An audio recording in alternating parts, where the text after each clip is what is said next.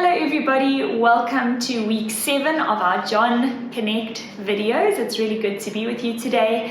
Today we are looking at John 3, the last part of the story, where John the Baptist is baptizing a whole lot of people, and then Jesus starts baptizing a whole lot of people, and he seems to get quite a following. Now, I don't know where you stand in your own personality. There's some of us who love to be the center of attention, and some who prefer to be in the background. There's some of us that are overly competitive, and there's some of us that don't really care about winning. I never really grew up with having good ball skills, so I didn't know what the point of being overly competitive was when you always lose.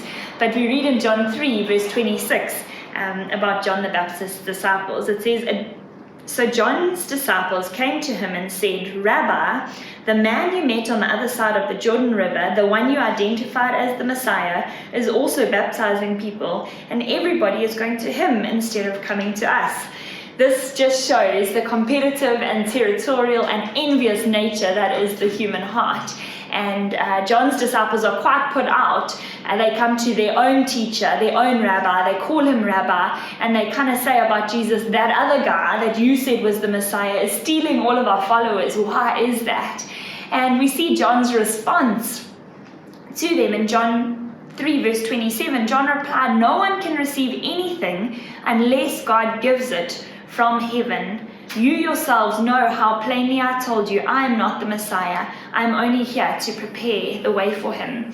John was an incredibly humble man. He wasn't about being overly competitive. He wasn't about winning. He knew that his purpose on earth was to come and prepare the way for Christ. Speaking about being overly competitive, I went to a wedding a few years ago, and I got called up for the wedding game at the reception, and I basically threw away my reputation. I did everything within my power to win. I got a piggyback ride around the venue. My dress was very much not appropriate for a piggyback ride. I downed a Coke. The Coke went all over my face, and I was triumphant in victory, bullying people out of my way as I went to win. But I drove home that night thinking, nobody is going to want to marry me if that's what happens to me in a game, and that's the nature that comes out. And so John is torn between his disciples' competitiveness and wanting them to get the point that John's whole purpose was not to bring glory to himself, but to prepare the way for the Messiah.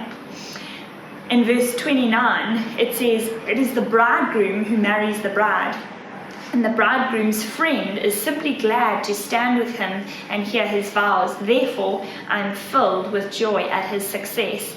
Imagine going to a wedding. I don't know if you've ever been a bridesmaid or a groomsman, and trying to steal the show while the bride walks down the aisle, trying to make a big deal so that everybody looks at you, or while they're saying their vows, trying to make a disturbance so that people look at you. It would be completely inappropriate to do that. And in the same way, John's description of Jesus is that Jesus is the bridegroom. He is front and center, and everybody benefits from having him as the foundation of their life and the central focus. And so John had a very humble view of himself in relation to Christ, and he pointed people towards Christ. I always think of my dad growing up, how I have so many memories of him calling the family together and of him humbly apologizing for things that he had done wrong. He would always say sorry to the Lord and say sorry to the family. He had an incredibly humble approach, knowing how fallen he was and how perfect Christ was. And in the same way, John had the same view when it came to Christ. In verse 30 it says, "He must become greater and greater, and I must become less and less." What a beautiful motto that we can take from this story in our lives. As we glorify God, as we point people towards Jesus, we must become less so that he can become greater. I hope you have a wonderful discussion and enjoy the rest of Connect.